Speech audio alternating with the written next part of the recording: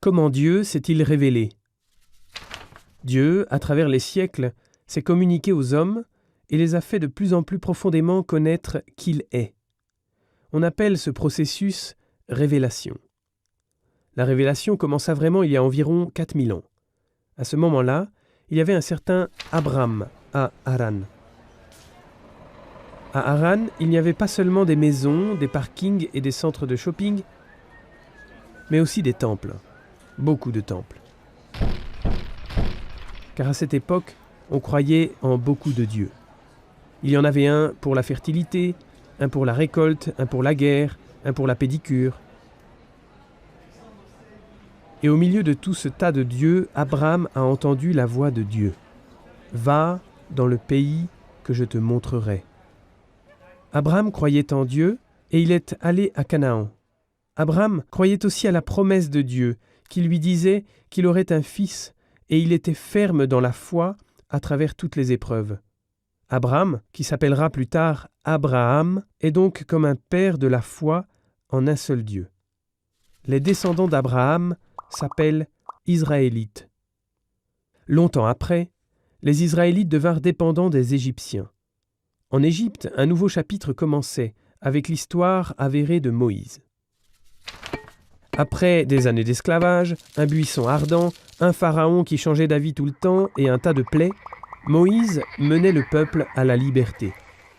Sur le long chemin du retour dans la patrie, Dieu a donné aux Israélites les 10 commandements et il a fait une alliance avec eux. Ils ont conquis le pays de leurs ancêtres et ils s'y sont réimplantés. Les années passaient. Puis, les Israélites voulaient un roi et ils ont eu Saül.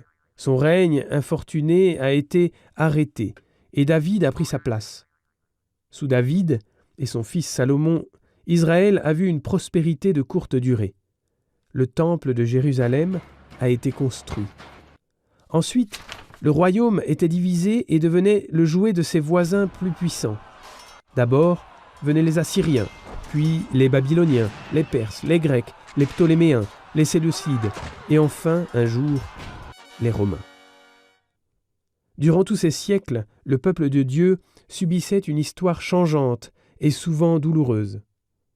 Et dans tout cela, Dieu s'est révélé. C'est sa pédagogie. Il ne parle pas seulement par les prophètes, mais à travers toute l'histoire du peuple. Et lentement, les hommes commencèrent à comprendre qui est Dieu. Ils commençaient à comprendre qu'il n'y a pas seulement l'esclavage en Égypte, mais aussi un esclavage du péché, et que cela nécessite un exode. Ils comprenaient que la terre de la promesse ne peut être qu'une faible image de la vraie patrie céleste. Ils comprenaient que la loi ne peut justifier l'homme malgré tous ses efforts, qu'il faut l'action de Dieu pour la justification. Ils comprenaient qu'il fallait un rédempteur, un sauveur venu d'en haut. Et puis, il y a 2000 ans, quand le temps était accompli, comme on dit, Dieu est intervenu. Non, un peu plus à gauche. Jésus naquit à Bethléem, le Messie et le Sauveur. Il est venu d'une manière toute différente de ce que beaucoup avaient attendu. Il n'est pas venu en général puissant ou comme dédoublage de Rambo. Il a annoncé la paix au milieu de l'oppression. Il a aimé contre la haine. Il nous a donné la vie en mourant. Pour une partie des Israélites, il était clair qu'avec l'arrivée de Jésus, toutes les attentes ont trouvé leur accomplissement.